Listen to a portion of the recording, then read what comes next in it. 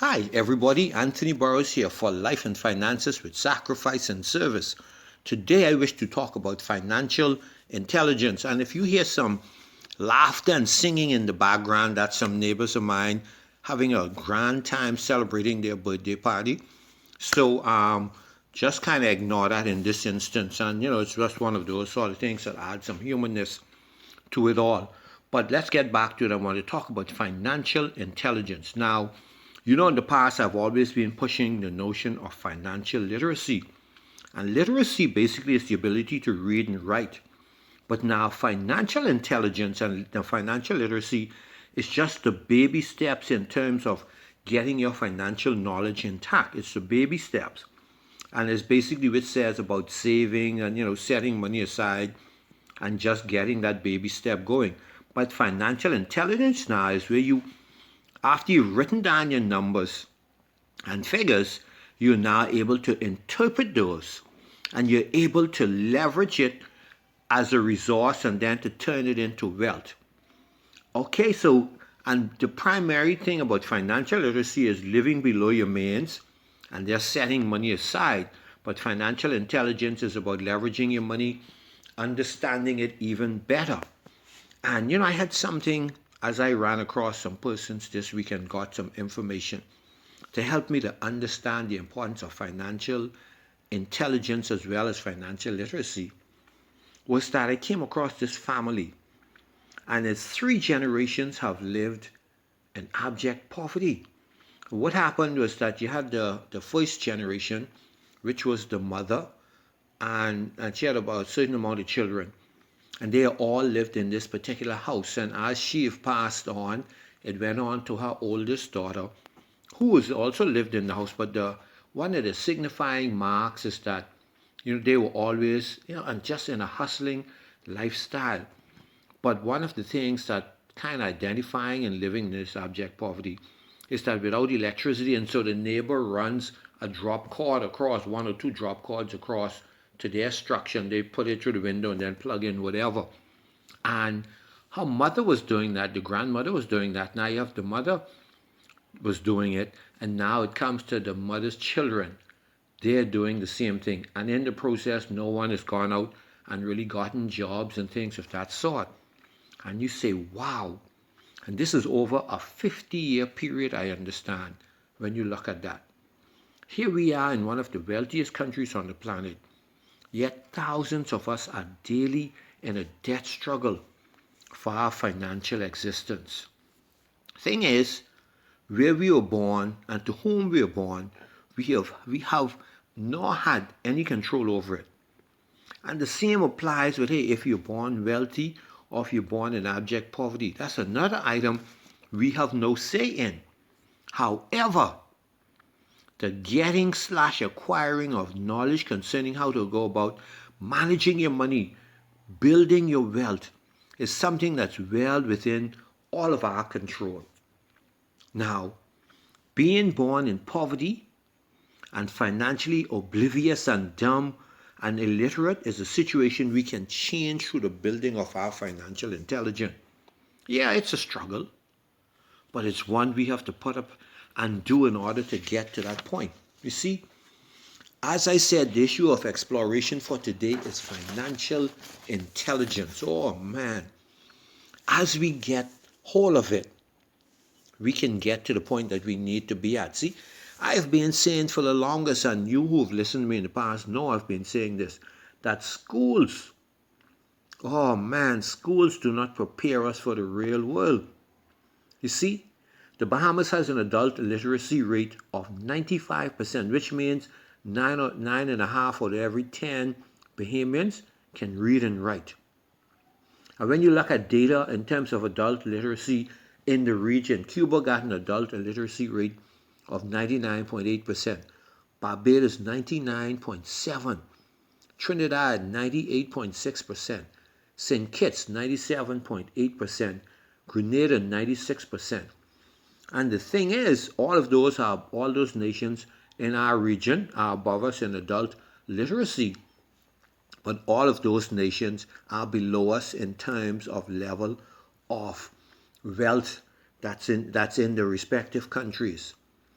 So it goes to show, you see, when it comes to financing and wealth and all of that, your literacy in many instances has nothing to do with it. Sure, being able to read and write helps you to understand certain things, but the managing of money and your grades, the A in math and the B in this and all of that, when you get to a situation it's time to handle money, nobody in the bank says, hey, let me see your report card. Nobody, and when you're going to go and purchase property or whatever it is, no one says, let me see what that high school report card is before you can make this investment. You see, so I'm saying the managing of resources and your economics has nothing to do with your level of education. Because you got persons, they got PhDs, you have persons in high paying jobs, and they still can't rub 2 cents together and they're waiting on payday like everybody, like a lot of persons. See, the thing is, with our high literacy rate, 90% of Bahamians still don't have $1,000 in the bank. And the thing is, as I say that again, most homes don't ever talk about money, much less teach the art of handling or controlling money. And there are two things I find that families don't discuss. The first one is they don't discuss sex. And the second item is they do not discuss money. They leave it for the children to figure out as they age and go along. The thing is, the two single most important, impactful things in one's life and your future, and families and schools don't touch on it. Therefore, many have and are making poor sexual decisions, and even worse, money decisions. Man, so many things can impact your future, but nothing like those two things. Whoa, the decisions that we go. Now, as a result, 90% of our population are living paycheck to paycheck. For many, when payday comes, it's like Christmas.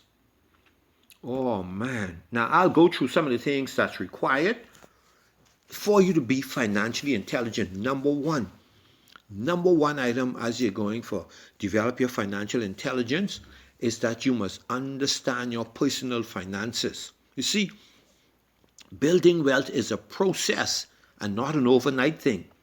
Think of persons that you know who've inherited money and wealth from parents and they've blown through it. Or you see the persons with the lottery winnings and then you see some years later they in abject poverty living out of their car. Just how the athletes say, trust the process. You see, where there's no struggle, there's no appreciation. So the process in terms of building wealth has to begin somewhere. Normally it begins with living below your means, setting monies aside, making your investments, and then slowly but surely building the wealth over the years. When you take that process, actually go through the process, then handling money and squandering is not an option. This is why you see so many of the athletes, they spend many years training from childhood and preparing, get to the big stage, start to make the big money, and for whatever reason, their brain, nobody trained them in terms of, hey, how to handle money, what to do when you get to that big stage, because they commit all their time either on the field, on the court, in the gym, in the pool, whatever it is they're doing and preparing, but nobody said, hey, here's how you handle money. Grow your financial intelligence. So that's the struggle for a lot of persons. And the first thing when it's understanding your personal finances are three things I want you to get. The first one is assets, liabilities, and passive income.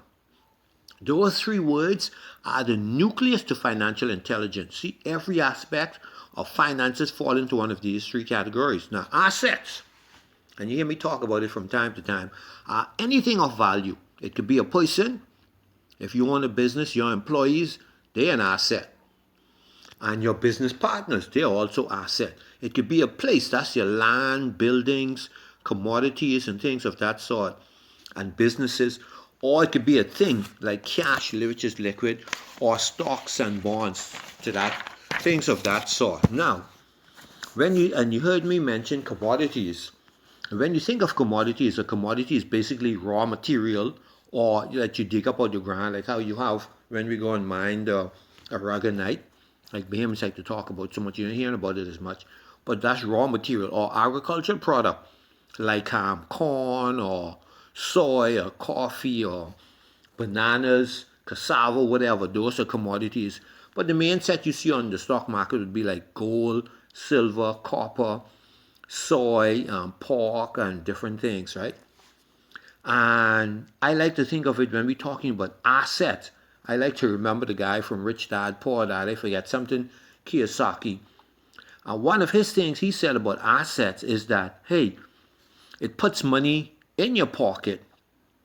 And I like to add, the main thing else about asset is that it increases in value. For instance, if you buy a car, that's not an asset because if the car costs $30,000 when you drive it off the lot, the car is depreciated by at least 30%. Now, liabilities, we talk about assets and now we're on liabilities. That's basically an obligation or responsibility for a financial commitment. Like assets, there are two significant things. Remember, assets put money in your pocket and increase in value. Liabilities take cash out of your pocket and decreases in value. Therefore, whenever you're making a purchase, ask yourself, is what I'm about to spend my hard-earned cash on an asset or a liability? And that's your what would Jesus do statement if you look at it. Then the next item we mentioned is passive income. And this is just consistent income that requires very little effort on your part to earn. You see what I'm saying? Very little effort on your part. Now, things like the house that you may have on rent, apartment you may have on rent, some commercial buildings, your government bonds, stocks. These are things that's bringing you income on a regular basis consistently, and you're not out there chopping rock or doing anything, you see? Now, oftentimes we are accustomed to earned income lifestyle. That's our salary, or tips, or contract, or if you're a self-employed person, where you basically used to that earned income. Now, I learned while working as a health inspector that if you wish to know any person, all you had to do was go through their garbage. You see what I'm saying? You could determine that person's level of health, their financial status, their living arrangement, and so forth. Now, financial people will tell you to know someone's future. You take a look at their finances. See, your finances is a clear predictor of what the future will be like. If in old age, you're going to be hustling or on easy street. Now, the second item under financial intelligence is budgeting. This is where you have control. Your financial statement is your control. It's in your control. Now, what I want you to do is to think of yourself as a corporation. Think of yourself as BTC, BPL, Aquapure, or one of the small businesses around here. See, again, this is the one thing that you're in control of. And when it comes to your budget, you could put in or take out whatever you wish. So you have to think of your income. Let's say your salary is coming in. You have to think of that as cash flow. And corporations can't afford to run out of cash. And here we go now. Here's how I look at it. There are three things that go into that budgeting. It's savings, tithing, and investing. Now, the order you choose is up to you. And the number one we start with is savings. And savings is basically when you pay yourself first. And I always say, pay yourself first. And when you're looking at the savings, tithing, and investing, you're going to use between 25 and 35% of your income. Now, saving is basically setting money aside, right? For some particular purchase, whatever it is you want, or event or investment. And usually you can put aside between 5 and 10%. Some people put as high as 15 to 20%. And usually it can be bank accounts, a credit union, pension plan, annuities, whatever, insurances, government bonds, stocks again. I had a friend, and one thing he said to me was that his form of savings when he was young, he just used to buy land. And so when he got older, then he just started selling them and doing different things, chopping it up into subdivisions and all that sort of thing. And the thing, when you're saving, you're turning your back on the right here, right now kind of things, and you're not consuming. So you're saying, hey, I'm setting aside for this future. That's going to happen. Now, the second one we're saying with budgeting, remember we said saving, tithing, and investing. The tithing is basically you giving up 10% of your income in cooperation with God's work is how you basically look at it. And when you think about it, He's pouring tons of blessings and protection upon us. And as our partner, like Robert Kiyosaki would like to say, He only requires that we give 10% while allowing us to keep the 90%. And no government on the planet is as generous as the God of heaven. He tells you to keep 90%. Now, then the other item we said, remember we said savings, tithing, and investing. Now, investing, as you basically take your money, you put it into an object, a scheme, some venture, whatever you want to call it, with the expectation of gaining or making a profit. Now, when investing, one thing you must look at, two things I should say you should look at, is the return on your investment and cash flow. Now, whenever you're talking about cash flow, you don't want to be in a situation where you're cash strapped and struggling and dying because now all of the cash is tied up and you have nothing else to use. You don't want to make investments where you're left cash strapped. And the return on the investment, you always want to be at least above the inflation rate. And the Bahamas inflation rate right now, which is extremely high compared to our past, is 2.12%. And that's attributed, I would say, to the pandemic and to Dorian, because you have scarcities of products in some cases, and then in other cases, it's just that demands on goods, the demands for goods and services are very high. Therefore, kicking inflation and prices and what have you up like that. But also, the main thing, as we said, you do not want depreciation to take place on your investment. You want everything to appreciate as you go forward. Then, the third item under financial intelligence would be protecting what's yours. You see, we are living now in the information age, and we can mine information just like how you dig up gold. We could glean it just like how you take crops and you glean it. It could be, and you could just get it from anywhere. And then you can categorize it in almost any form. You see? Therefore, you must make a commitment to lifelong learning. You got magazines, podcasts, YouTube, radios, television program, blogs, and maybe even a good friend or colleague can sometimes give you advice. But the idea is build and grow that financial intelligence. See, we are living in a time when wages are stagnant and in many cases are actually falling as opposed. So therefore, you must now depend on your financial intelligence to grow your wealth, to grow your income. And talking about wages falling, right? To give you a case in point, I can remember talking with my father some years ago. And in 1965, we moved to Freeport from Inagua. And he got a job earning $200 a week in 1966, shortly after we got there. We got in 65, but 66 he got this particular job. He was earning $200 a week. And that's basically what? That's however many years ago. That was what, like 54 years ago, something like that. But anyhow, the thing is, when he got there at $200 a week, for someone to be earning that same amount, that same purchase power that he was earning 54 years ago, they have to earn $1,236 a week now. Can you imagine that? Minimum wage today is $5.50 an hour, which is $44 a day, and $224 a week. Wow, that's a serious thing. So you can see, and back then they didn't have national insurance, they didn't have all these deductions coming out. But it's those sort of things. So, see, many persons today, when we look at that struggle with the salaries being stagnant, with the persons drawing and pulling at your income. And this the thing is, with the salaries being stagnant, and part of protecting yourself is that you have a situation where the banks are calling you and saying, hey, we want to loan you money. What you call those companies, the furniture stores are calling and say, hey, you can come in and with zero down, you can get the furniture and you can have $500 in your hands to walk out. The automobile people are calling you. Persons are calling left, right, and center and saying, hey, come borrow. And see, this is where your financial intelligence helps to protect you and to keep your money.